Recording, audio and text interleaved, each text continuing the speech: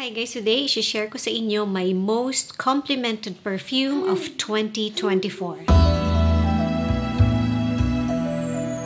Bago tayo mag-umpisa, i-mention ko lang, katabi ko yung anak ko. Nandito siya ngayon naglalaro sa tabi ko. So, baka may marinig kayong sound ng iPad and ng batang tumatawa. Yan, andyan lang siya. So, yung nasa lips ko is itong Sunny's Face na lip liner, lip tracer, and Nudie yung name niya. And yung nasa face ko, yung foundation na ginamit ko is itong Tom Ford na Architecture Soft Matte Blurring Foundation. Okay, mag-umpisa muna tayo dito sa DNG na Devotion.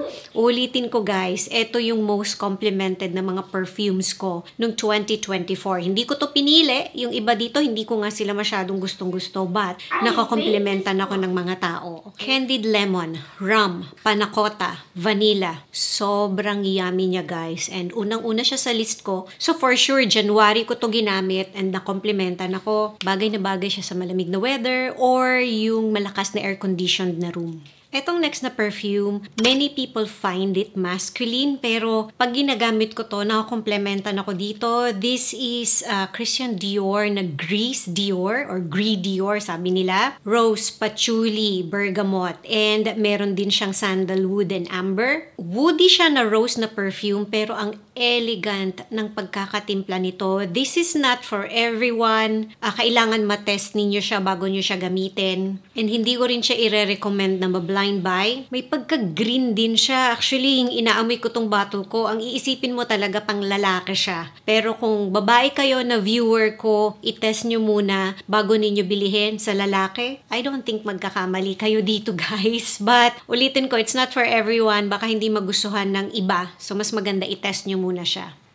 Etong dalawang next na perfume, dalawa talaga kasi pinaghalo ko sila, pero alone, maganda rin silang gamitin. So, etong Nimat na Vanilla Musk, it's a simple, parang vanilla musky na perfume, or ano ba, oil, fragrance oil, sorry. So, yung mga fragrance oil, wag ninyong i-expect, kasi baka bumibili kayo ng mga, sasabihin nilang, oil-based na mga perfume. Baka sabihin sa inyo, malakas yan, mas matagal yung kapit, kasi oil-based siya na perfume. The thing with oil-based na perfume, dahil wala siyang alcohol or wala siyang masyadong alcohol, parang hindi siya masyadong magpo-project. Medyo parang almost skin scent lang siya. Pero hindi siya basta mawawala. I hope na nakuha ninyo guys, no? Unlike yung mga perfumes talaga na spray na hindi oil-based, sabihin na natin, mas maaamoy kayo doon kasi may mga chemicals sila or may mga notes sila na mas, sabihin na natin, mas nagpo-project. I hope na describe ko ng maayos. So, etong dalawa, etong fragrance oil ni Nimat na Vanilla Musk, kasi may mga iba din siyang mga scents. So, ilalagay ko siya sa skin ko, yung mga, kung saan ako laging naglalagay ng mga perfumes, I would use my hand, and then yung matitira na lang, kasi pwedeng mag-stain yung oil, tsaka ko lang irarub sa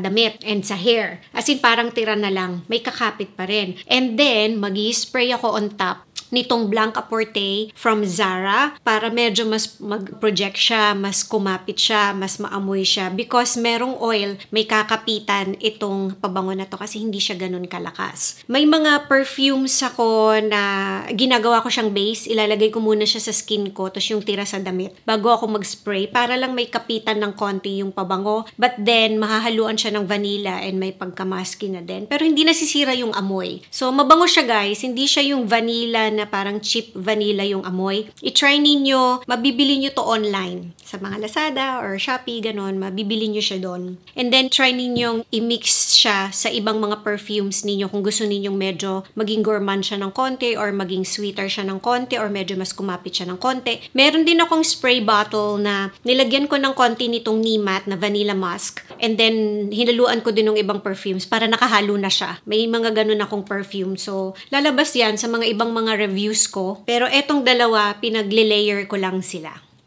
Ito actually, I discovered this by accident kasi tinetest ko silang dalawang itong perfume kasi nga, itong Mojave Ghost by Byredo. Wala akong maamoy sa kanya.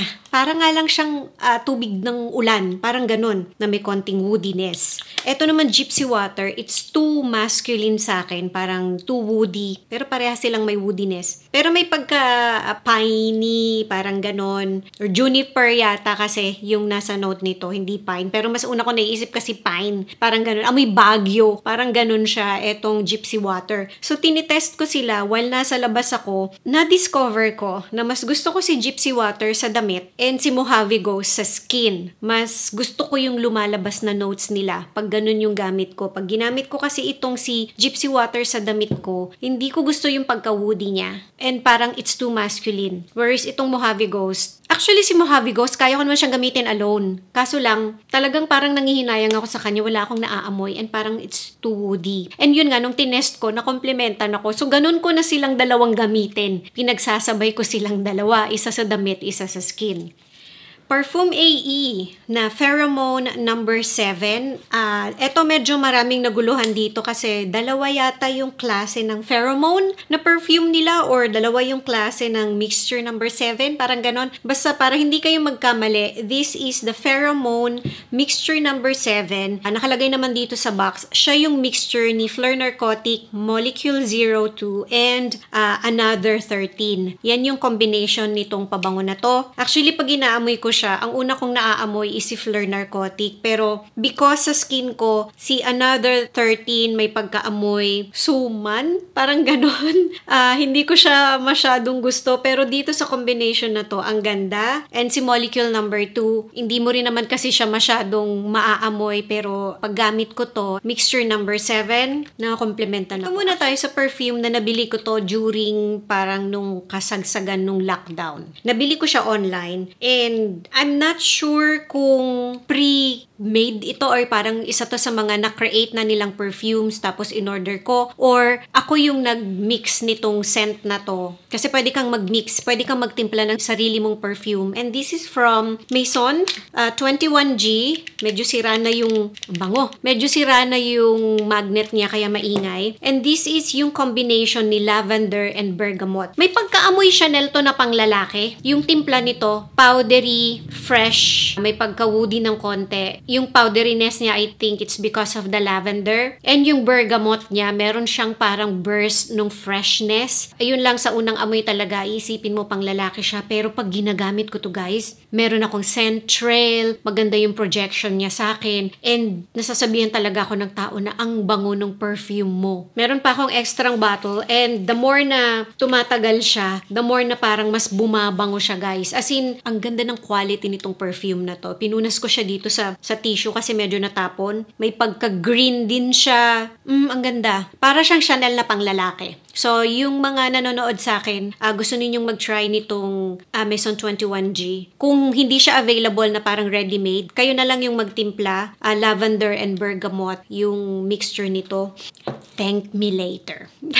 Kores na Morning Mimosa. So, anong kaamoy niya? Alam nyo, yung mga ganitong klaseng amoy, hindi ko alam bakit ako nakukomplimentan dito. Kaamoy niya si Chanel Coco Mademoiselle. Pero may pagka-fresh pa to ng konti. Medyo mas lighter siya ng konti kung natatapangan kayo sa Coco Mademoiselle. Ako kasi gusto ko yung perfume na version nun. Mas parang sweeter siya, mas okay siya sa skin ko. Although mabango naman yung line na yon, pero mas gusto ko yon yung perfume. And etong Morning Mimosa, para siyang Coco Mademoiselle na dinesign sa weather natin dito sa Pilipinas. And yes, pag ginagamit ko siya, nakokomplementan ako. Next is a combination nitong dalawang perfume. And this is the Maison Alhambra Monocline 01. Pinadala sa akin to ni Signature Parfums. Ayan, eto siya. And hinaluan ko siya ni The Body Shop na White Musk na fragrance mist. Yung combination nilang dalawa, mas parang lumakas, mas parang tumagal, mas parang naaamoy ka. Ang ganda guys! Ang ganda nung mixture nilang dalawa. Yung next, another one from Maison Alhambra. And again, binigay din sa akin to ni Signature Parfums. And this is the Perseus. Panglalaki siya guys. Pero alam niyo naman, gumagamit ako ng pabango ng lalaki. And habang gamit ko siya, nakomplementan ako dito.